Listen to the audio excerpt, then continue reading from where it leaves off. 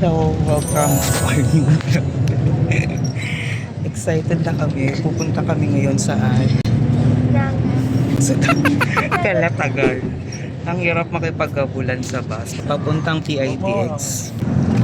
Commonwealth pa lang kami. Tulog na sila. Hindi pa kami nangangalahati sa biyahe.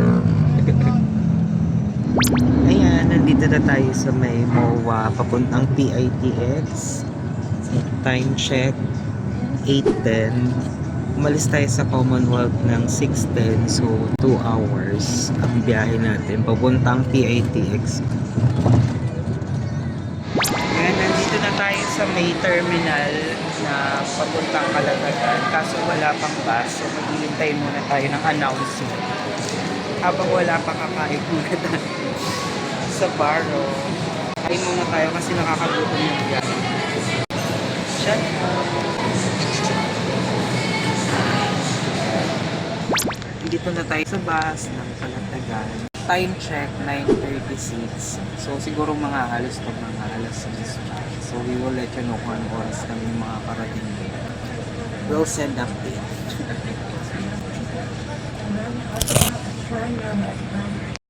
See you, Calatagan.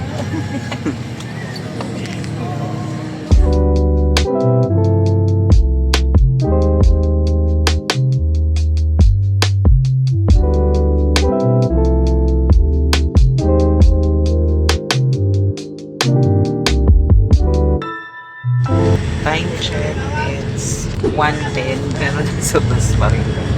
Pero ilalaban natin to dahil wala tayong sariling sasakyan at hindi tayo mayaman. Ilalaban natin ang pagkukumpute. Pero sulit naman pagdating doon.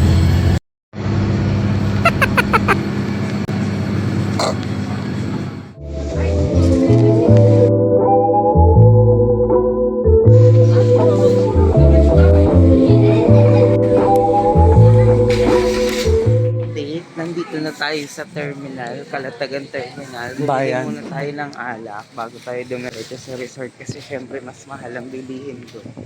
At ng tubig. Nag-take out muna rin tayo ng pagkain. Habang nandito po tayo, mayanit po ang panahon dito ngayon. Weather reporter pa. Sasakay na lang tayo ng tricycle. Pinilit nating mag-commute, kinaya naman. Sulit naman. Nakamura rin. At least update namin kayo pag nasinalo.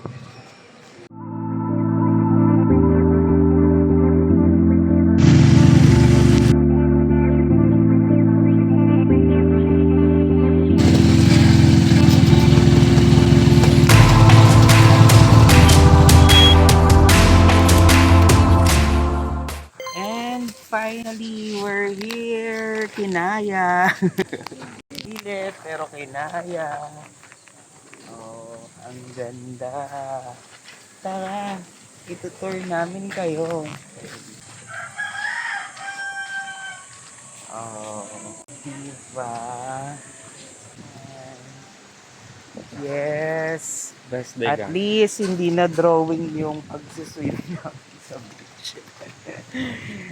Diba? Kahit pinilit mag-commute, kahit nakakapagod, pero sulit naman, diba? Pag may gusto ka talagang puntahan, doon. Ayan.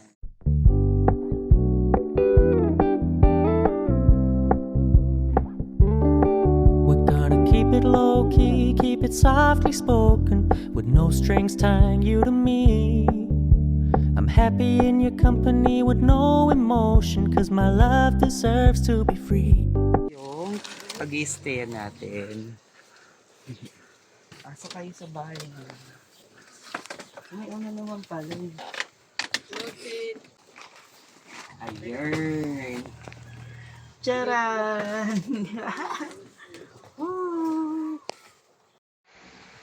Finally, nakarating na tayo dito sa Calatagan. So, binook lang natin is cabana na fan lang kasi nagtitipid nga tayo. Kaya nga tayo nag-commute. So, ang ginawa namin, nag-take out na kami ng pre-pack na food dito sa bayan. Pagbaba nyo dun, meron na kayong mabibilhan dun. So, ito na yung pang-dinner namin. Tapos, ang kakainin muna namin ngayon ay Loming Batangas. Bongga. Pak. Bibili ka ring water doon. Itong mga chichirya, dala na namin. Tsaka cup noodles. Ay, may chinelas. Tinapay at cup noodles. So, itatabi muna natin yung mga pagkain natin para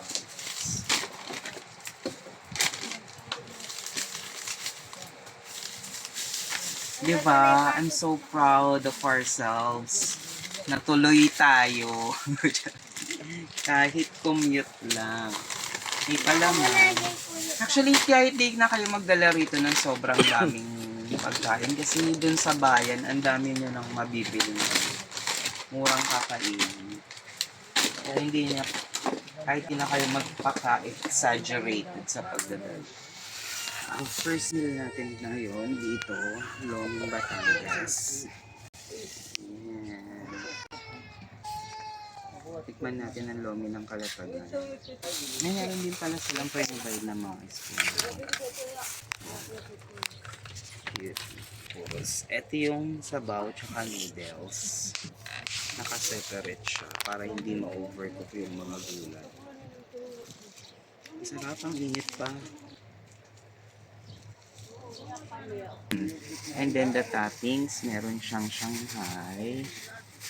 Shanghai, tawag dito, chicharon, kikiam, tsaka, atay ba yun? There. Tapos may gulay na kaunti at maliit na itlog na nilaga. Nilagang itlog yun. Ayan, charon. Ayan, eto na ang ating luto na ang ating Batangas Lomi. Ganun lang kadali magluto. Tapos, syempre, gagawa tayo ng separate natin sauce. Meron tayong sibuyas na marami. Sibuyas.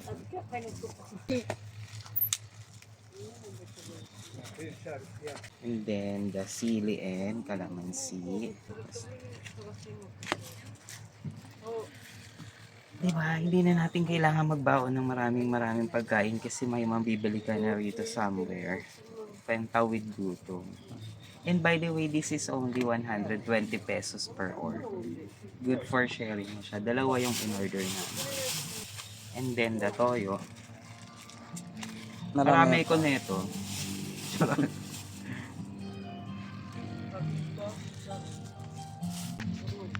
Kain na!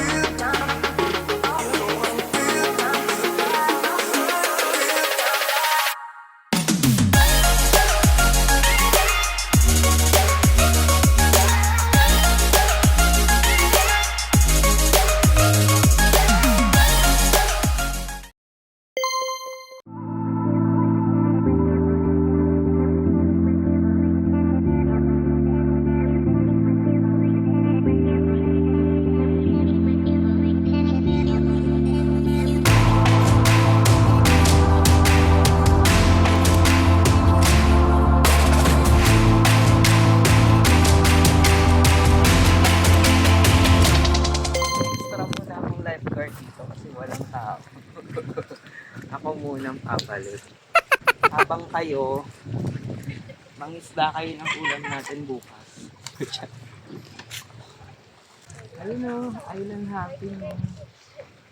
Boat ride. Let's go.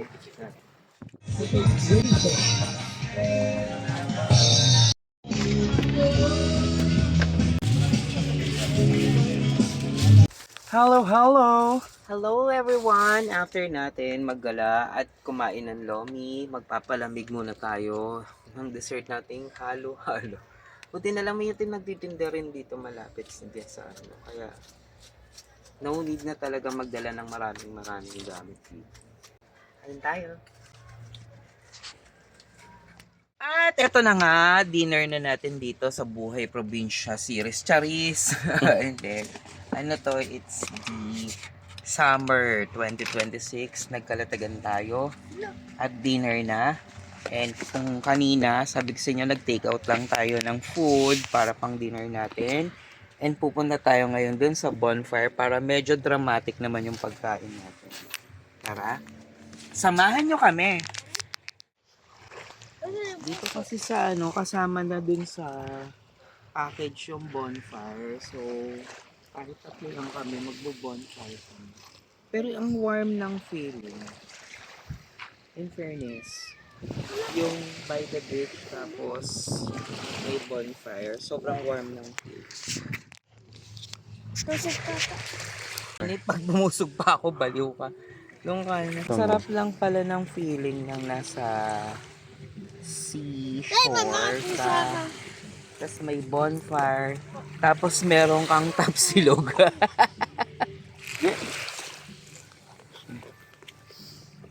Kasi hindi na namin ma-manage magluto-luto or ihaw-ihaw. Kasi napaka-short lang nitong getaway namin. Super getaway lang talaga.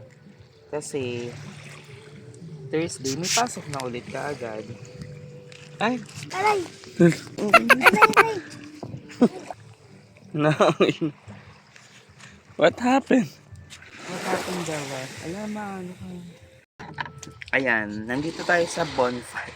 Actually, nasa background ng camera yung bonfire, kaya hindi makita. Nag-take out lang kami ng tapsilog for dinner. Wala na masyadong keme-keme kasi mabilis ang bakasyon lang to. Wala nang ihaw-ihaw. Parang gano'n nakakapagod. Nagutom kayo. Kasi yung tubig ko.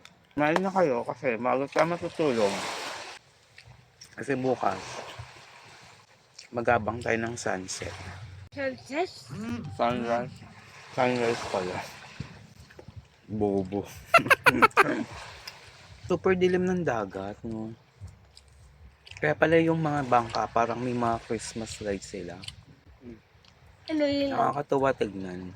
Paano kapag ganyan yung itsura, Ayan tas na to ang ilaw. biglang may lumitaw na chauffeur? Tatakbo kayo. Wala pa naman yung... Tapos kukunin ako. Ako pala yung reyna nila. Kasi si Reyna pala talaga ako. Ako pala yung nawawalang ano. Tagapagmana ng tono. Ako pala yung nawawalang prinsesa ng ano. Lost City of ano. Ano ba yan? Atlantic. Actually may pa bonfire sila kasi kasama na yun sa package nung accommodation. And tingnan mo, hanggang dito, sinusundan ako ng pusa. Tilapia ka. Hanggang dito. Uwi kita eh, kulong ka to sa amin. Oo. Ayun akong tanga-tanga naman. Ayan na yung pagkain mo. Ito, Ego. Nag-aalala ako sa mga pusa ko kasi wala silang kasama sa bahay ngayon. Si Ninyo. Malabas yun. I just hope someday na yumaman na ako para may sasakyan na kami. Para kapag nag-outing kami, kasama na sila. Diba? Yaya. In Jesus' name. Kaso, mag-swim kaya sa dagat yung pusa ko kahit sa bahay namin hindi sila naliligo. To, kita ko sa ibang tao ng ligo nila yung pusa. Kasi Naku, hindi pwede yan. yung matanda. Sorry. Ibang tao. Ang sarap ng tapsilog nila, no? Medyo maasim-asim na. Baka sira na. Hindi na binabad talaga to sa suka. Gusto ko yung ganito. Kasi di ba ibang tapsilog maalat? Ito parang toyo, suka, tsaka kalamansi siya binabad. Tapa talaga. Ganun naman talaga ang authentic na tapa, di ba guys? Hindi maalat. Yan. Basta. Yan naman yung inubos yung pagkain mo. Busog na yan kasi yan siya. Hala, anyways. Yung bonfire namin, paubos na kagad. Ang relaxing ng tunog ng tubig, no? Alam mo yun. Tapos 3 lang kami rito sa resort. Eto, story time. Nagbubook ako nitong cabana with fan. Ikausap ako sa messenger. Ang sabi niya, naku, sayang naman sir. Kasi nag-iisa lang na ito na lang yung natitirang room. E di ang gaga, madaling-madali naman mag-deposit para mapa-reserve. Pagdating namin dito, kami lang ang tao. Sabi ng kuya, Ang ganda ng strategy niya, di ba? sabi ng galitan. But that's totally fine. Kasi naman siya napaka-peace. Sorry. Excuse me. Napaka-peaceful ng ambience and hindi maingay. So kami lang talaga. Actually kami 3 lang talaga yung guesting. Sa laki ng resort. Guys. Ito ubo. Busan mo yan. Busan. Yan. May mga aso rin ditong gala. Bukod sa pusang gala. Ang FYI, wala pa kaming matinong tulog nito. Ang tulog lang namin paiglip-iglip sa bus. Nagaling pa kami ng trabaho. Nag-out kami ng 5 a.m. 5:30 in the morning, umalis na kami para magbiyahe pumunta rito. Pero napakasulit. Sulit naman yung effort sa pagko-commute. Kasi hindi na naman namin kailan alam kung kailan makakapagdagat. Last time inabot ng 2 years. Ba?